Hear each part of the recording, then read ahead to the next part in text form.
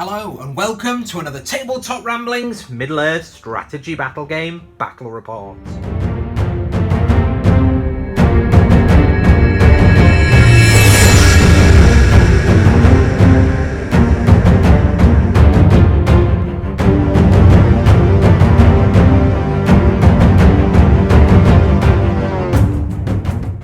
Today's battle pitches Balin's expedition against Minas Tirith.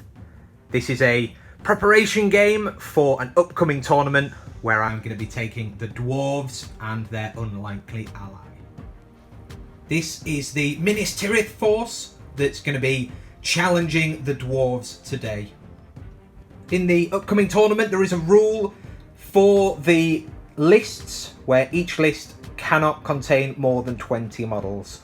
So this is quite an elite Minas Tirith force. It's not a Minas Tirith spam, and it's led by Faramir. He's on his horse with a shield and lance, and he's got a bannerman with shield, spear, and obviously his banner. And then in his warband as well, there are 5 Fountain Court Guard with shields, and 5 warriors of Minas Tirith with shields. 3 also have a spear, just because there were some points left over. Faramir's second warband is Hurin the Tall on horse. He's here being proxied by Isildur because the Hurin the Tall is still in my painting in tray. He's still not got round to getting any paint on him. But Hurin there is leading 2 knights with shield and 5 rangers with spear for a bit of a support warband. And that is 400 points of Minas Tirith to hopefully give these dwarves a run for their money. This is the dwarven force that I'll be taking with me to the tournament. It's led by Balin, and he has 2 Khazad Guard, 8 warriors with shield, and 5 warriors with bow, for a fully maxed out warband of 15, which is 16 models total with Balin. This is very much the anvil. It's quite hard to bring down, but it does lack a little bit of killing power, which is where the unlikely ally comes in. On Balin's expedition through the mountains to get to Moria, he meets up with none other than Gwaihir, the very fast, very brutal giant eagle. So this is the list in all its glory. Lots of high defense dwarves with then the brutal killing power of Gwaihir to be able to fly over the shield wall and do some damage to anything hiding behind. Without further ado though, let's get into this game. This is the table for today's game. Quite open, but still with some big line of sight blockers. There are 6 objectives scattered around because today's scenario is Heirloom of Ages Past. We've got an objective over here at the blacksmiths. There's 1 near this orc tent, 1 in the puddle, 1 on the statue, 1 just hiding there, slightly behind those rocks, and then 1 here near the battering rams. But only 1 of these objectives is the real thing. The heirloom must be uncovered, but as only 1 of them is the real thing, each time a model comes into base contact with an objective, we roll a dice, and on a 6 it's the real thing, but on a 1 to 5 it's discarded, and it's not that objective marker. The heirloom is worth a whopping 6 victory points, or 3 if it's not in your possession, but you do have more models surrounding it than the enemy. There are also additional victory points. There's 1 for wounding the enemy leader and 2 for killing them. 1 for breaking the enemy and 2 for breaking them while being unbroken, and also 1 victory point for having a banner at the end and 2 for having a banner at the end while your opponent has not got a banner, which instantly puts the dwarves at a disadvantage as they don't have a banner but Minas Tirith do. As always, victory points are tallied up at the end of the game, and this game ends at the end of a turn in which 1 force has been reduced to 25%. Deployment for this scenario is Maelstrom of Battle, so we'll roll for first turn priority, and then we'll see where the forces are going to enter the board. For the purposes of this game, Balin is going to be using the green dice and will be the good player, and Faramir will be using the red dice and will be evil. For the roll-off, if it's a draw, and first turn priority there goes to Minas Tirith. First warband to roll is Faramir, and he can come on anywhere he wants on the roll of a 6. Faramir has chosen to come on at the bottom, and he's coming on quite cautiously there, just in case the dwarves are going to try and jump on him, but he's got fairly decent movement there towards a couple of objectives. So next we'll roll for Hurin, and Hurin there gets a 4, so he can come in anywhere, north or south. After rolling a 4, Hurin has come on down with Faramir. He has gone slightly further up with his cavalry, and then the infantry forming up next to their other infantry brothers to form a little block there to see where the dwarves are going to go. Rolling for Balin, he gets a 5. That's anywhere he chooses, east or west. Having rolled a 5, anywhere east or west, Balin has gone in on the right-hand side, highlighting a weakness of this list, which is Maelstrom of Battle. Because he's got such a massive warband, they do tend to all get stuck behind each other, and with no spear supports, that is just a big blob. The only saving grace is they should have enough time to reform before Minas Tirith get to them. Last to roll is Gwaihir. Oh, and it's a 2. That is anywhere that Minas Tirith want, east or west. In fact, it's north or south for a 2. Rolling a 2, this could be over before it's begun. Evil, the forces of Minas Tirith, chose for Gwaihir to come in 6 inches from the table edge. So the best Gwaihir could do was move behind this tent with his 12-inch move. He's chargeable though by Hurin and 2 of the cavalry. Fortunately not by Faramir as well. Gwaihir really likes to get the jump on his opponents. He does like to charge, and he also likes to pick his combats, whereas now Minas Tirith are going to be putting on the pressure from the word go. This is how the board is looking then at the end of turn 1. Let's roll for turn 2 priority.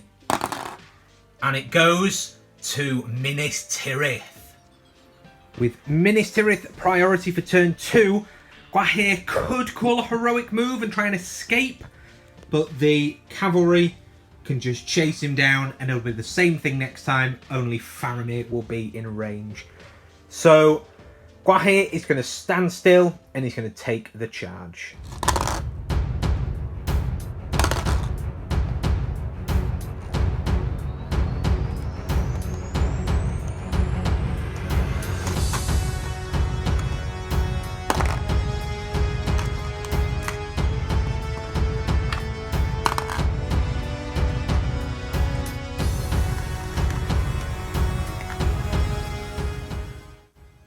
End of the movement phase, and Minas Tirith have charged Gwaihir. Both the Knight and Hurin have passed their courage test to charge into the Lord of the Great Eagles, pinning him into the corner where he'll be trapped, while Faramir and the other Knight have moved to within 10 inches to cover his escape and also to charge in if needed.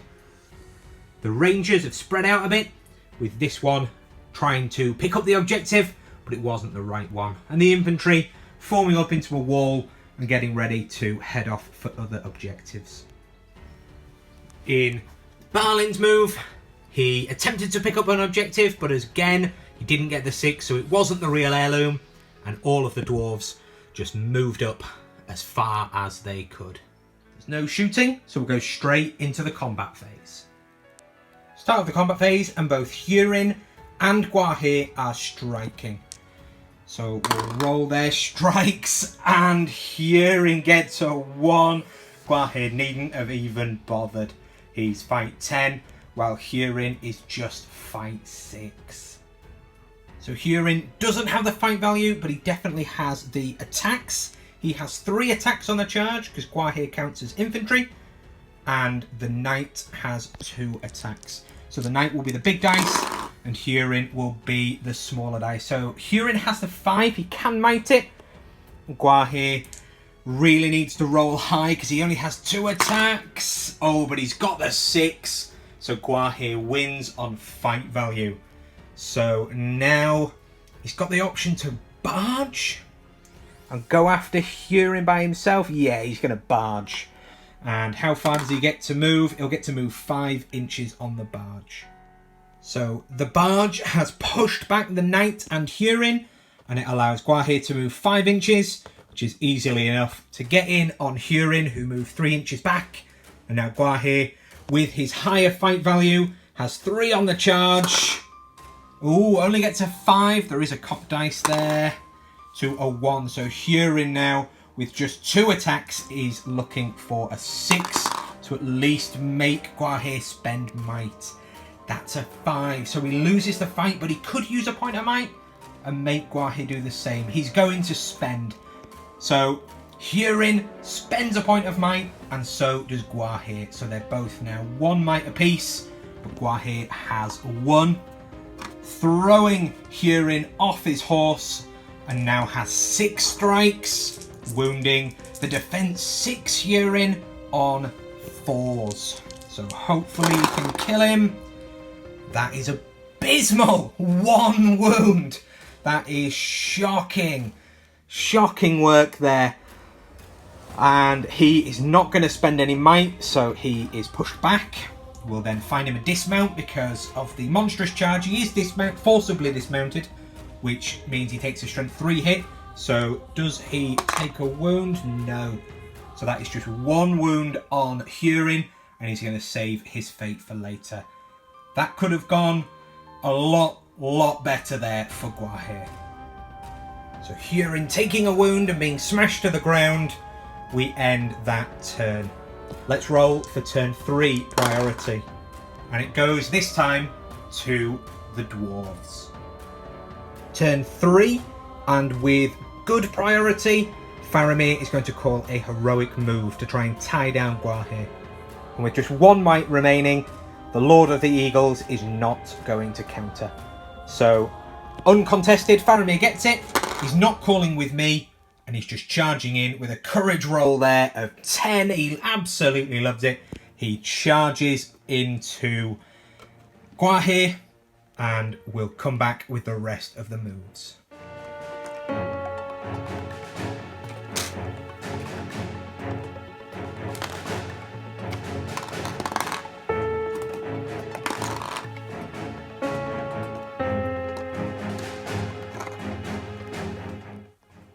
End of turn 3 movement, and this is how the board is looking. Minas Tirith have swarmed all over Gwaihir, with everyone passing their courage test to charge. That's Spearman there, who didn't get an objective. Last turn has come up to spear support. That is going to be a lot of attacks coming in at Gwaihir. The infantry block have stayed still, while the rangers here have stayed still, and these have advanced half to get some shots off, and to not run too far away from their heroes, who are hoping to cut down Gwaihir and then join the line ready to face off against the dwarves, who for their part have just continued their mad run with stubby legs across the board, trying to get to the objectives before Minas Tirith and to bring some pain, probably, to avenge Gwaihir, who does look like he's in a lot of trouble. Balin does have access to march, but he is going to be needed to strike up and beat the Minas Tirith heroes in combat, so he's going to be saving that might. All of the archers for the dwarves have advanced too far to shoot, but Minas Tirith will have some shots. So we'll come back with the shoot phase. These two here stayed still, so they're hitting on 3s, and they are shooting up at these dwarves here. And on a 4 and a 3, they've hit. So they're wounding on 6s by 4s because of the heavy defense 7. So that's a 6 by 4. First arrow gets a kill, and that is a dwarf dead. That's not good there for the dwarves.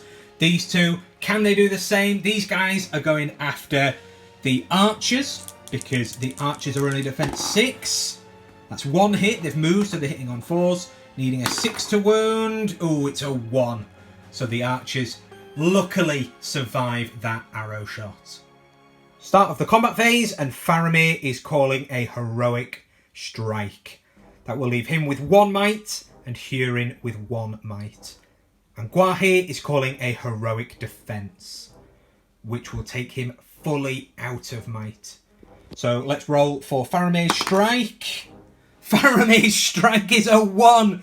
Faramir is only fight 6. So there is a chance for Gwaihir, although the odds of him rolling another 6 with just 2 attacks are quite slim. So we'll set the bar with Minas Tirith. It's 4 attacks from the knights, who definitely don't do it.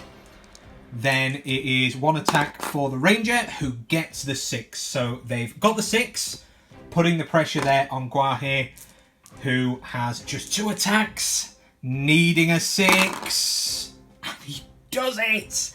Gwaihir, absolute legend, has done it.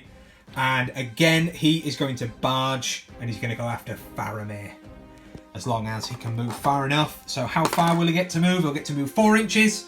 So he's going to chuck everyone away, and he's going to pounce on Faramir. So Gwaihir has pushed the knights and co back, and now is charging into Faramir. He's got the fight value. Can he get a high roll? He gets the 6. What an absolute beast. He has been very, very lucky in this game. Faramir pushed back and dismounted. And then he is going to be taking double strikes. He is defense 7 because he's got his shield there, whereas Hurin doesn't. So wounding on 5s. Can we get a better roll than after Hurin?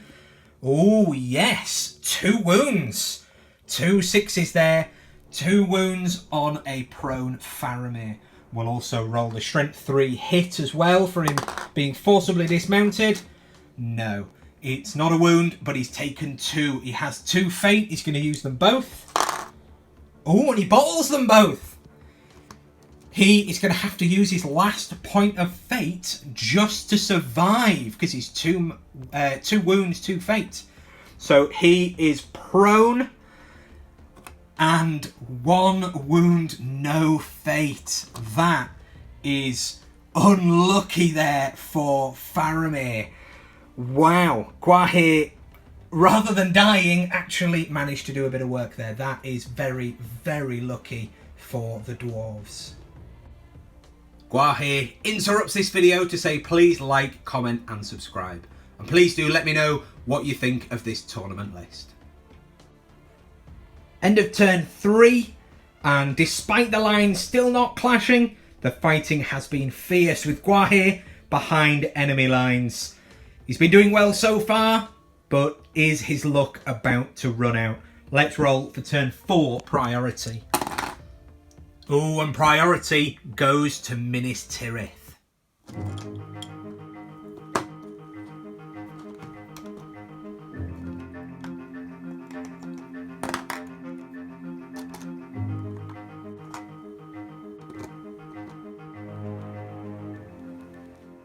End of the movement phase, and the line of Minas Tirith warriors have pulled back so that they can charge and help out against Gwaihir next turn if they're needed. Standing still was doing nothing for them, and importantly the banner is now back to help out in this combat.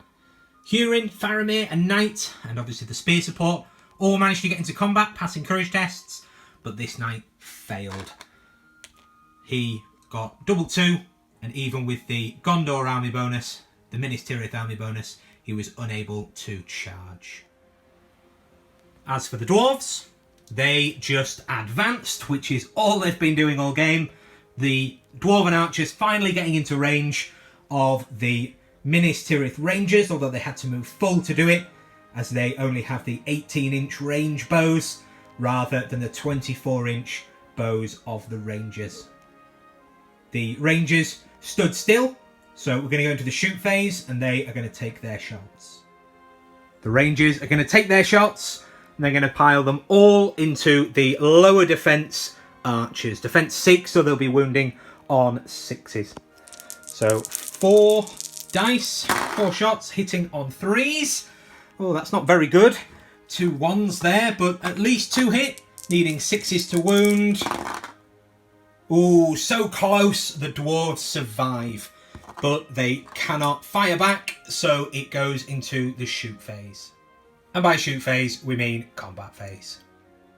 Start of the combat phase, and Hurin is going to call a heroic strike. One of these strikes has to at least get above the fight 8 of Gwaihir, and it needs to be this one because this is the last point of Minas Tirith might. And it's a 2. That is unbelievable. He is only up to fight 7.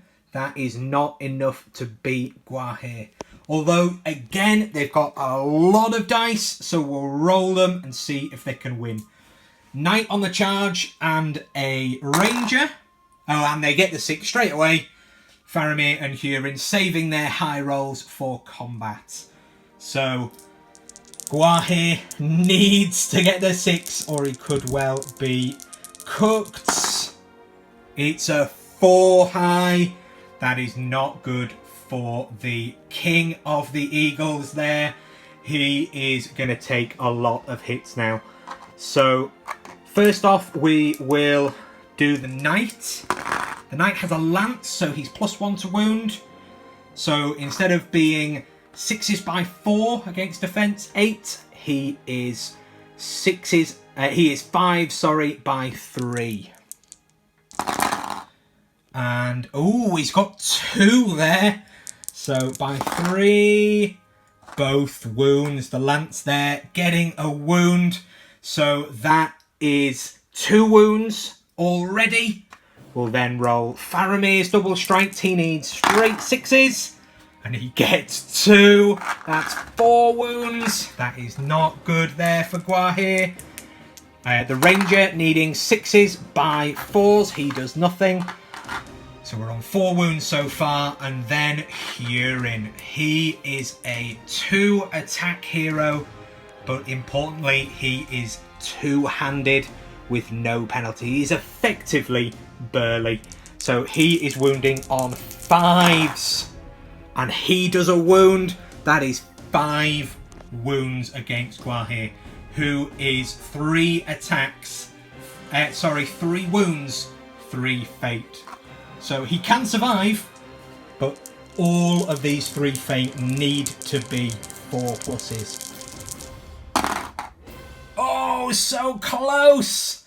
1 wound slips through, and it's enough to kill Gwaihir.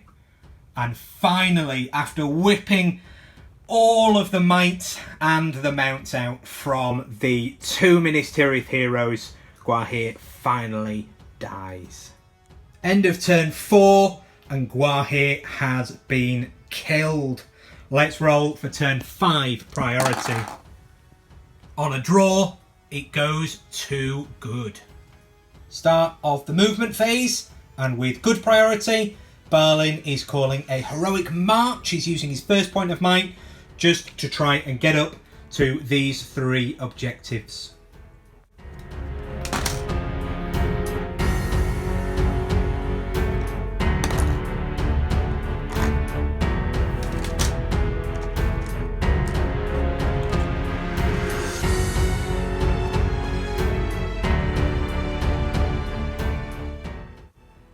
End of the movement phase, and Balin's heroic march allowed everyone to plough forward, Balin and his friends, and these 5 archers have moved 4, which is half of their 8-inch march, to still be able to shoot, with these 2 lagging behind there. For Minas Tirith's move, the knights have gone around this tent towards that objective to try and flank the dwarves, while the big shield wall has advanced, with Hurin coming up to bring his strength, along with Faramir hiding behind it to try and stay out of bow fire because he is mortally wounded. And then there's these two rangers sticking where they are, ready for some shots. Before the rangers take their shots though, it is the dwarves' priority, so they're going to be shooting at Faramir with a lot of in the ways. They've moved, so they're hitting on 5s, and that's 2 hits. That's all right. That's what you'd expect. So then they need to get through a lot of in the ways. So do they get through that first chap needing a 4? 1 hits the first chap, so needing a 6 to kill him. No. So then the arrow that got through, does it kill or hit anyway that chap? No. Does it hit the banner? Yes. It hits the bannerman, who is not in shield wall, so he is only defense 6. Although it's still 6s either way with the strength 3 bows. Oh, and it's a wound! He goes down. He's in base contact with this chap.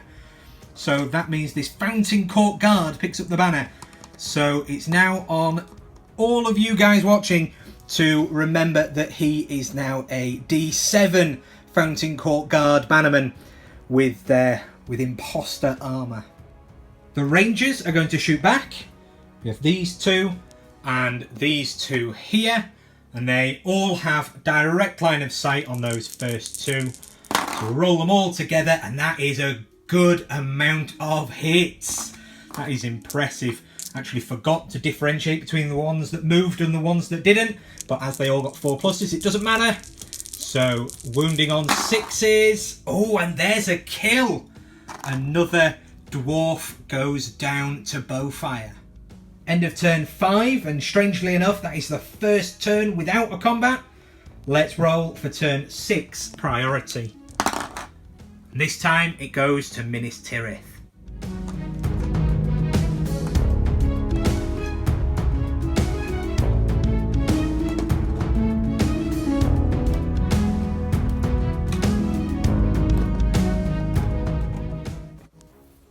End of turn 6 movement, and the Gondorian shield wall has just charged towards the dwarves with Hurin and Faramir supporting them, while the rangers here have gone after this objective, and the knights have stayed outside of 10 of the dwarves, which means that even if the dwarves had run towards them and then won priority, they wouldn't have been able to charge. The dwarves have ignored Minas Tirith's bait and have not tried to charge in, with just a couple of guys in range that have hit that shield wall with the spears and probably got killed. So they are waiting for Minas Tirith to come to them so that they can try and envelop them. They've still got 3 shots, while one of the surviving bowmen is running towards that objective up there. And Balin on this left flank, where the enemy heroes are, and also edging towards that objective. As with just 2 left, it's guaranteed to be one of these, obviously, and whichever one is left is guaranteed to be the objective. So if one of these is uncovered and it's not that objective, then it's automatically the other one. So each side now is trying to get models near the objectives and then try and uncover them at the same time. There are some shots for the shoot phase. These 2 rangers are going to be shooting into those dwarven archers. They've not moved, so they're hitting on 3s, and they both hit. Needing a 6 to wound. Oh, and they kill one! That is a dead dwarven archer. That is not good for the dwarves. Can they return fire? Oh, they do. Both hit because they've not moved. And then strength 3 on defense 4. They need 5s to wound the rangers. And 1 ranger dies. 1 for 1. That's not the worst possible result there for either side. With both forces facing off against each other, we roll for turn 7 priority. And on the draw, this time it goes to the dwarves.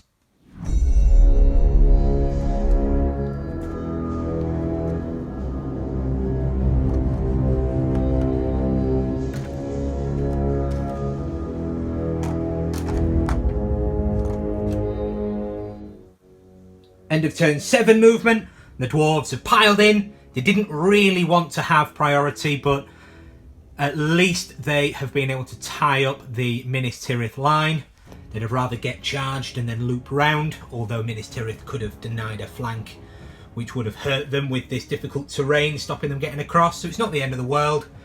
And then it's also allowed Balin to get in on Hurin, try and kill him, and make a break for the objectives. Although this back objective, which should have been secure for the dwarves, have been outmanoeuvred, and these 2 cavalry are outside of charge range from the dwarves, but will be able to charge in and, importantly, try and uncover that objective. They'll have to dismount first, but only one of them, and the other can try and squash some dwarves with then this objective.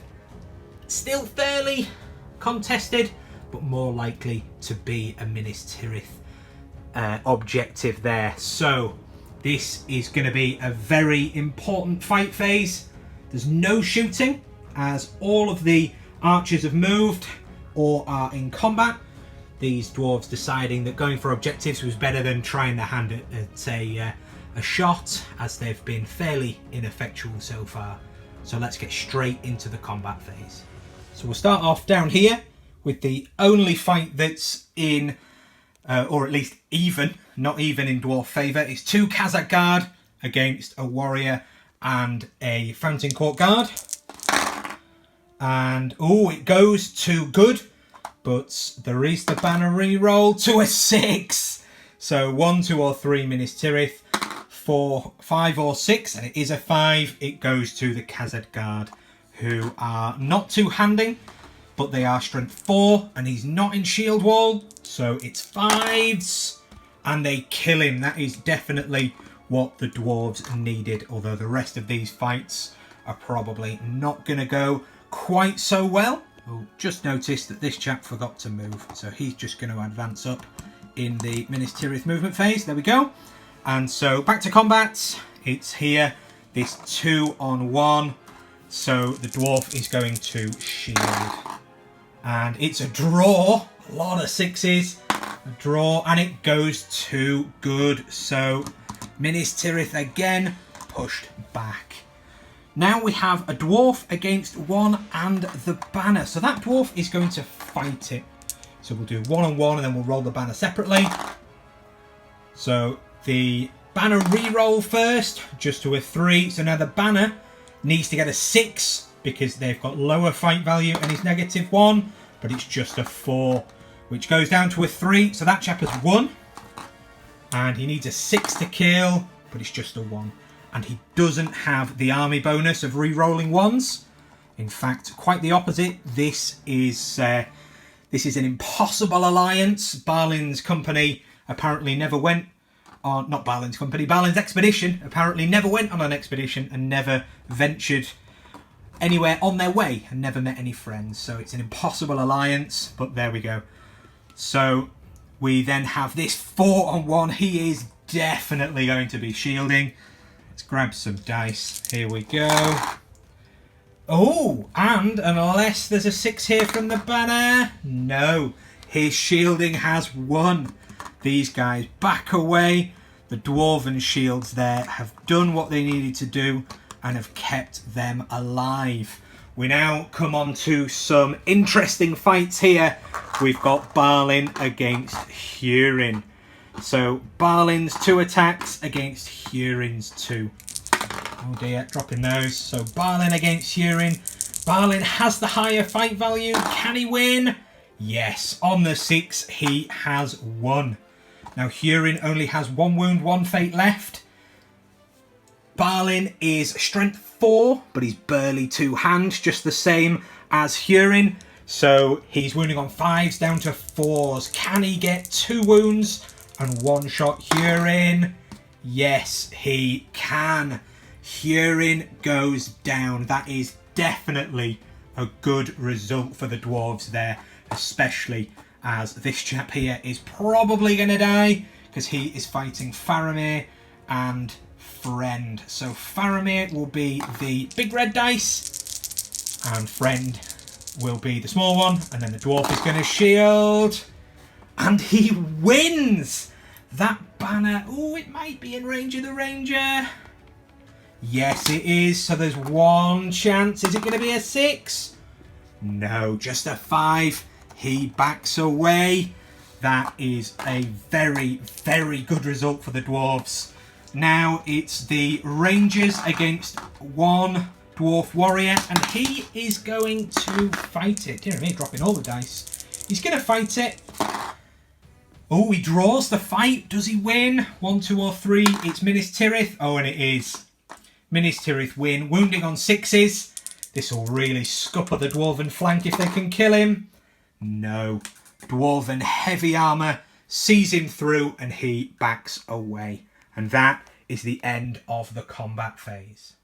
A very surprising result there sees Hurin and a warrior of Minas Tirith go down to 0 casualties for the dwarves. A good turn of combats.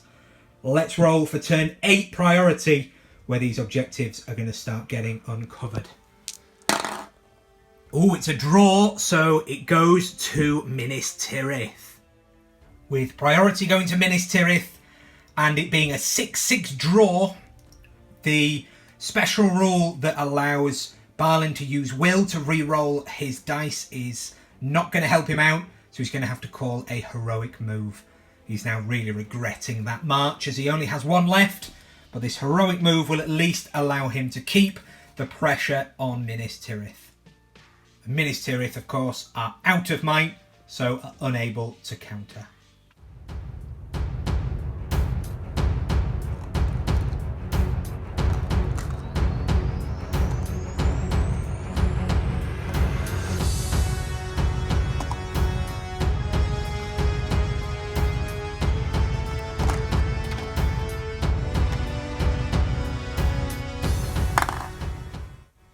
End of the movement phase, and Balin has managed to get in on Faramir and a ranger, although he's since now been backed up, and the banner is now in range. So Balin, while he does have the higher fight value, is going to have to put in a lot of work there to stay alive. The dwarves have put a little bit more of their numbers towards the left flank where the objective is, and here have just tried to charge in where they could. And then Minas Tirith have done what they could to counter-charge and get spears where they need to be.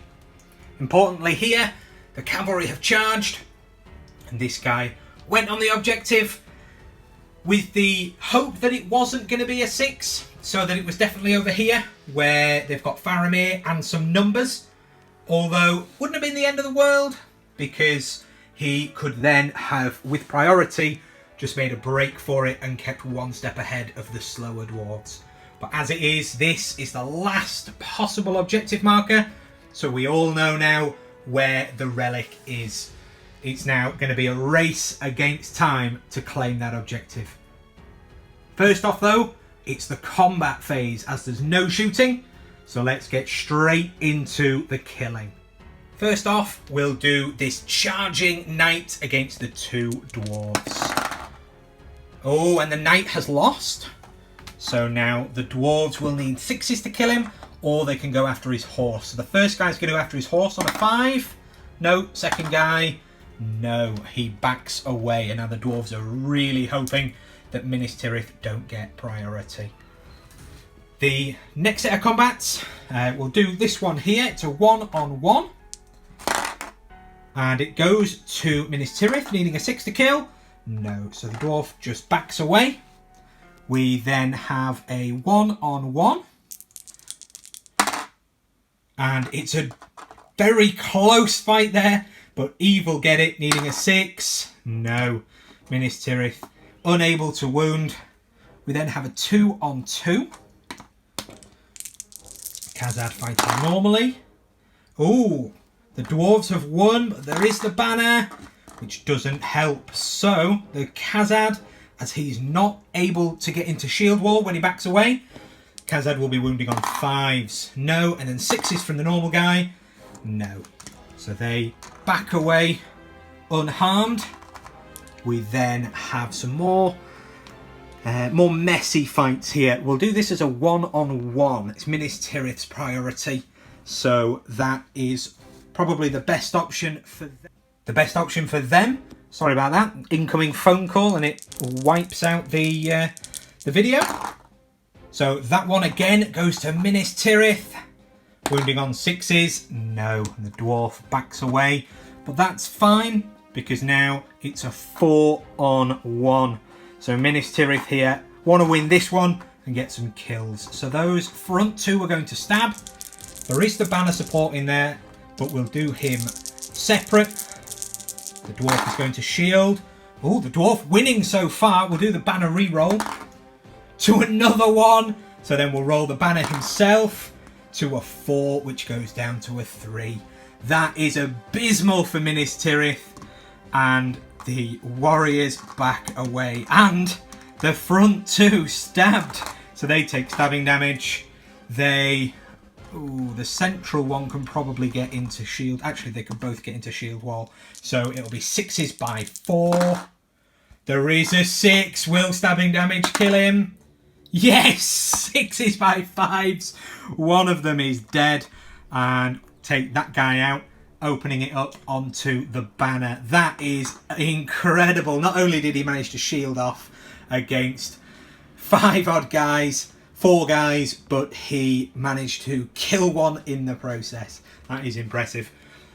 Next up, however, we have Balin against Faramir and 2 friends. This could be a little bit less pleasant for the dwarves now. We'll do Faramir in the big ones. They're going to set the bar with a lot of 6s. Balin then needing a 6. A 5, he's got a point of might, he can do it. He does have his own innate banner reroll to a 4.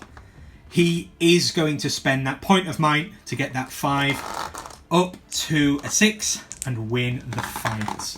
He's got fight value 6, so he's won. He's going to put the first one into Faramir, who has 1 wound, no fate remaining. He needs 5s down to 4s. No, in fact, 6s down to 5s. That shield and heavy armour helping Faramir out. Oh, it's not enough.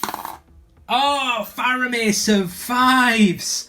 That was close and a game changer there.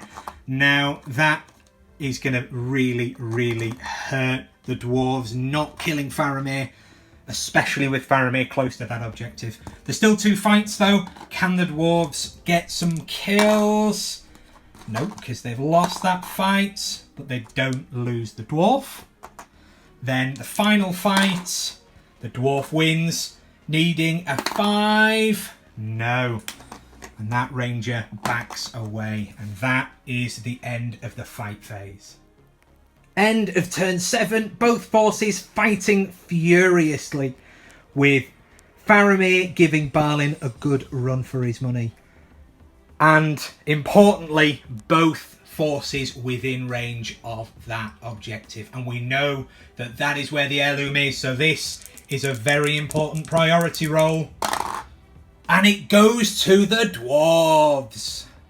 First things first, with Balin having priority, this dwarf is going to run up to the objective. He's the only one left, so we don't need to roll. We know for a fact that that is the objective. So now he has the relic, and we'll stick those on him as a marker.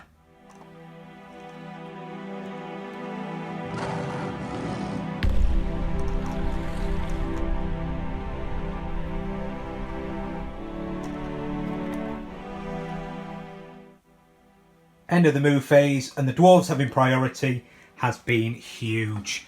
They've been able to charge up here, stopping the cavalry charge. They've been able to wrap and get as many of the warriors of Minas Tirith engaged as possible, stopping all their spear support advantage, and have moved another chap there, that archer, towards the objective carrying dwarf. Although they are still fairly weak on this flank, it is still more than possible for Minas Tirith to break through.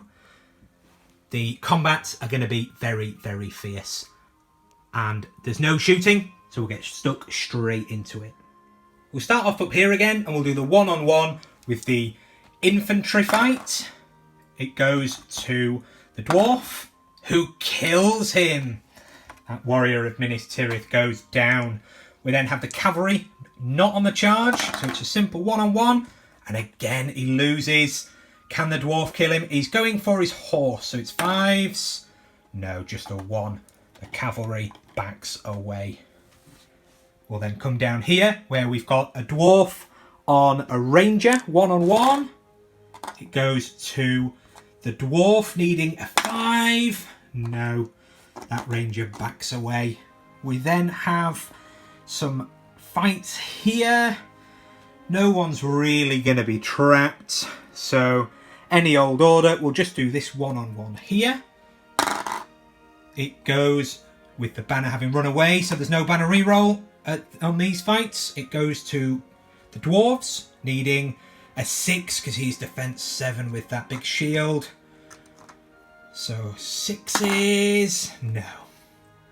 We've then got a Khazad unable to shield because he's got that big axe against 2.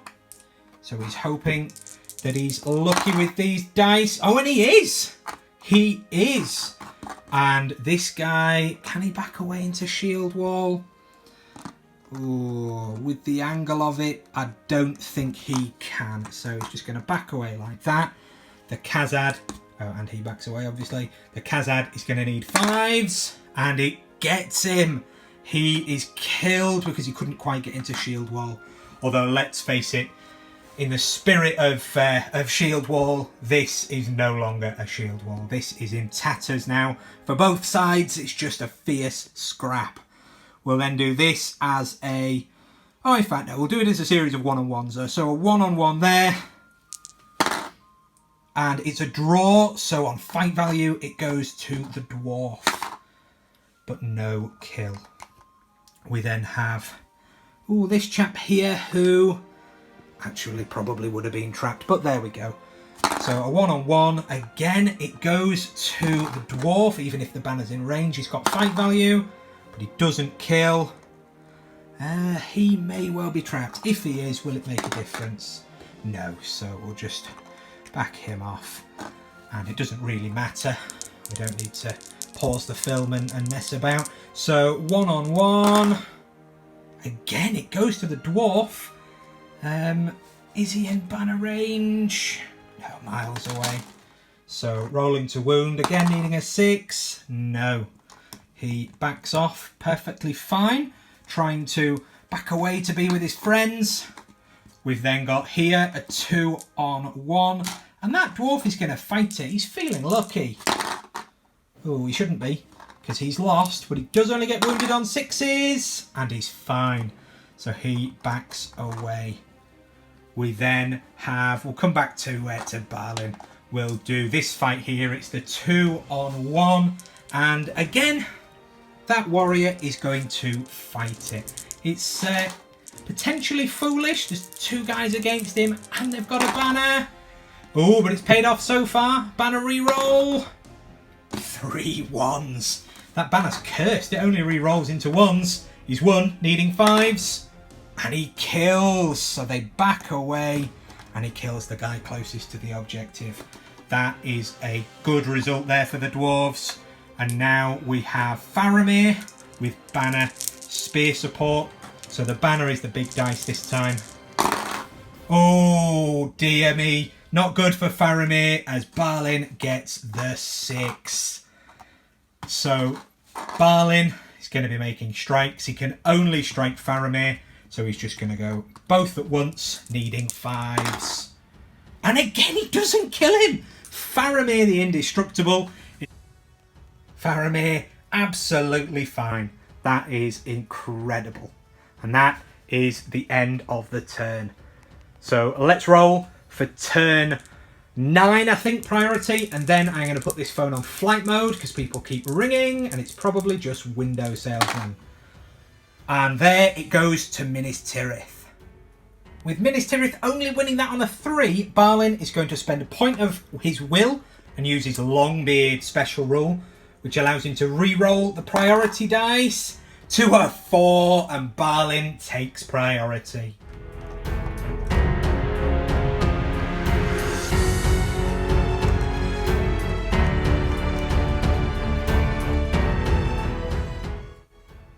End of turn 9 movement, and with Balin using his long beard rule to secure priority, he has been able to get in on Faramir, and all of the enemy models have been tied up. There are no Minas Tirith models untagged, everything's in combat, including the knight that has been charged by a bowman and an axeman. And then importantly, the dwarf carrying the banner has managed to hide out of line of sight of everyone, so he can't be charged very quickly, and that bowman is moving up to support him. So that's the end of movement. Everything's in combat, there's no shooting. We'll get stuck straight into combat. We'll start combats off with the knight against 2 dwarves. He's not charged, so he's only got 1 dice, and it's not enough to win on a 3. And the first guy's going to go for his horse, needing 5s. Nope. And the second guy, no. And it's no reroll there on the 1 because they haven't got the army bonus. So that knight survives. Then we'll come down here and we've got a 1-on-1. And they're both just going to fight normally. It goes to Minas Tirith, needing a 6 to get through the dwarven armour. No chance. Not on a 2. Then these two, they've been knocked, but they're meant to be in combat. So a 1-on-1. It goes to the dwarf. And the dwarf gets a kill on a lucky 6. And another warrior goes down. A fountain court guard, no less. Then another 1-on-1 here. Minas Tirith have no real gain from shielding. They'd just be prolonging the agony. He has lost, and so the Khazar guard takes a swing but doesn't kill. Minas Tirith need to just chance their hand now and try and break through these dwarves to get on that objective. 1-on-1. It goes to the dwarf again, needing a 6. Oh, and it's a 6. Oh, 2 Fountain Court guard going down to lucky 6s. This is a better fight for Minas Tirith, so the dwarf is going to shield. And this chap is going to stab. Oh, the dwarf wins and pushes them back. Minas Tirith have had no luck in this game. This fight then, a 1-on-1. In fact, we'll do this fight first just on the off chance that dwarf can kill the banner. Stranger things happen at sea. So the banner will be the big dice. That's the one with a -1. Oh, it doesn't matter because that dwarf has bottled it on a 1. So 6 is to kill. No. Dwarf is fine. He backs away. Then we'll do this 1-on-1. Ranger against dwarf. The ranger wins. That banner's obviously inspiring. But a 3, not enough to get a kill. We'll then do this final ranger combat. Ranger on dwarf. And again, the ranger wins. Can he get a 6? No. Just a 1. And the dwarf backs away. We'll fish that out. And then it is Faramir against Balin. Can he win? And it goes to Balin on the 6. Faramir doesn't have the fight value. So Balin automatically wins. He just needs 1 5+, and he gets it. He's got the 6. Faramir is dead. He was out of fate and down to 1 wound. And so that is the end of that turn. End of turn 9, and the dwarves have managed to break Minas Tirith now, and they have the objective fairly secure in that flank after the death of Faramir. So let's roll for turn 10 priority. And it goes on just a 2 to Minas Tirith. So Balin is going to use his will to re-roll and get a 6. So that is again priority to the dwarves.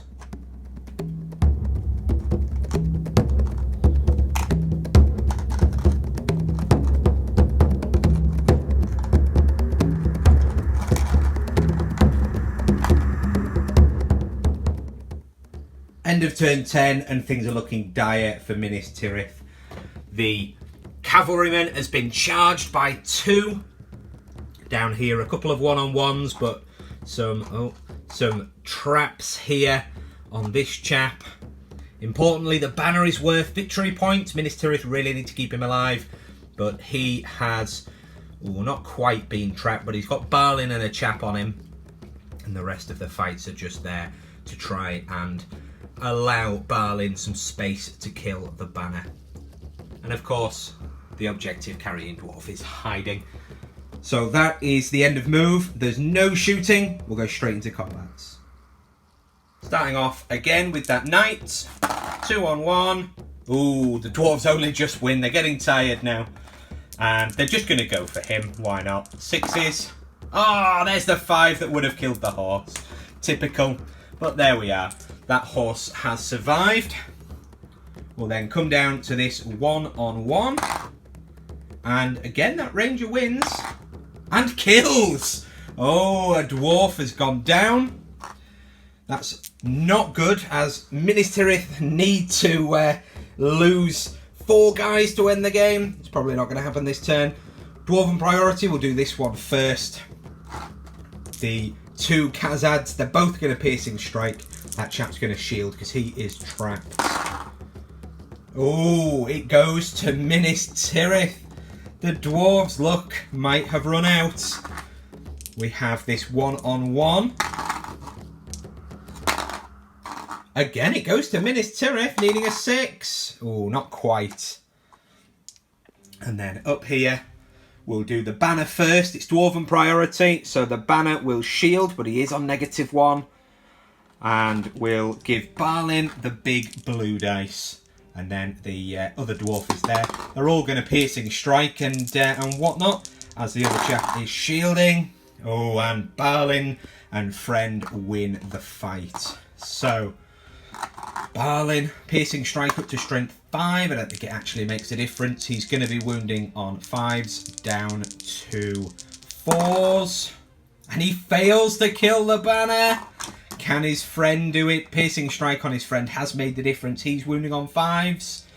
We'll roll his dice. Come on. Yes, he has brought down the banner. That doesn't gain victory points for the dwarves, but it at least denies them for Minas Tirith. So then we've got this 2-on-1, and that dwarf, he is not going to shield. He's going to fight brave and win now that the banner's gone down and there's no reroll. So he's going after the ranger, needing 5s. No kill. They back away. Then we've got a 2-on-1. The ranger loses there, needing 5s to kill him, but no, the ranger just backs away. Only Balin and co able to get a kill this turn. Oh, we've potentially missed out this fight. So we'll do that one. It goes to the dwarf, who then gets the 6 and gets a kill. So Minas Tirith losing 2 that turn, and now 2 off 25%. End of turn 10, Minas Tirith clawing back some kills there, desperate to try and break the dwarves. Let's roll for turn 11 priority, probably going to be the last turn, and it goes again to the dwarves.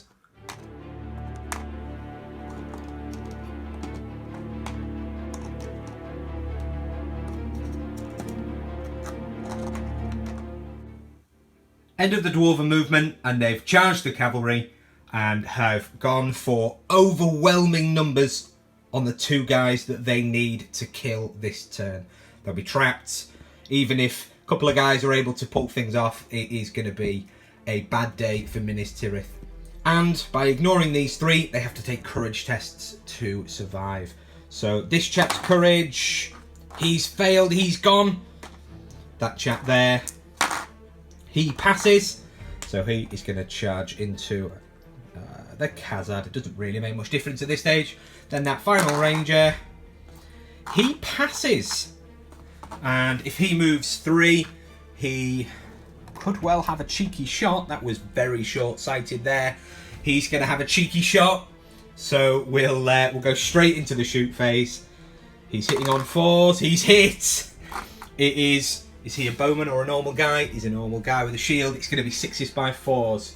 think I'll actually cry if this goes through and wounds him. Oh, it's a 4.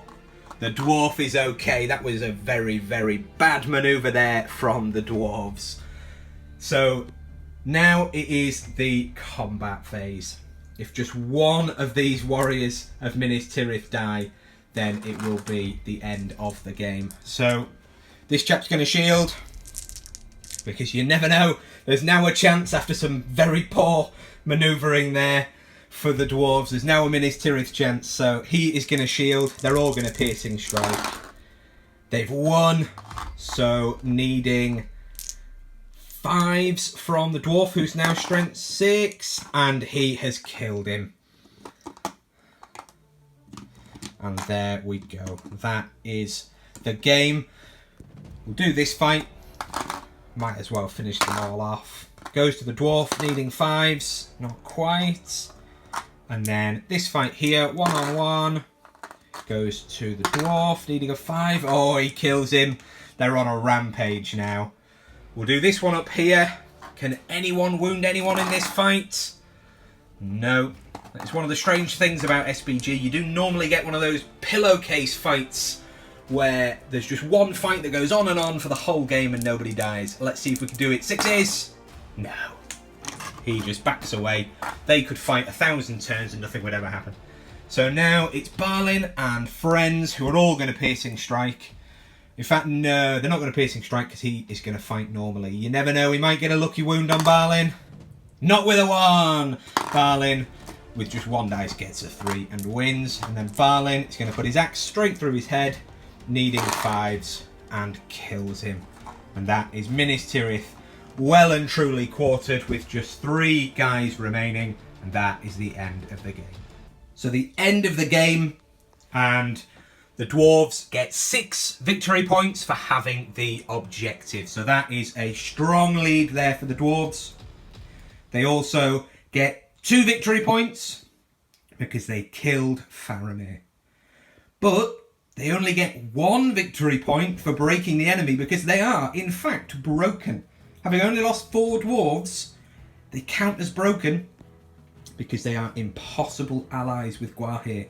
And Gwaihir died, breaking the Misty Mountain contingent, which counts as the broken requirement for the VPs. So Minas Tirith gain 1 victory point for breaking the dwarves, which is definitely a weakness with this list if Gwaihir goes down, throwing away victory points there. So currently 8-1, 9-1 rather, and the final way to get victory points is banners. Minas Tirith lost their banner. Balin managed to cut it down with his friend, but as the Dwarven force has no banner to start with, they can't get anything for it. So again, another weakness with this force is not having banners.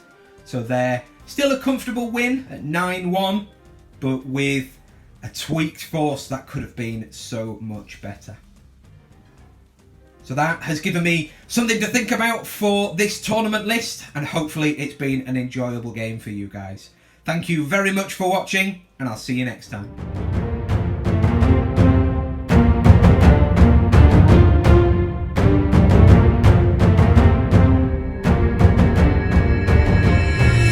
First things first, in the Dwarven priority, Dwarven moveset.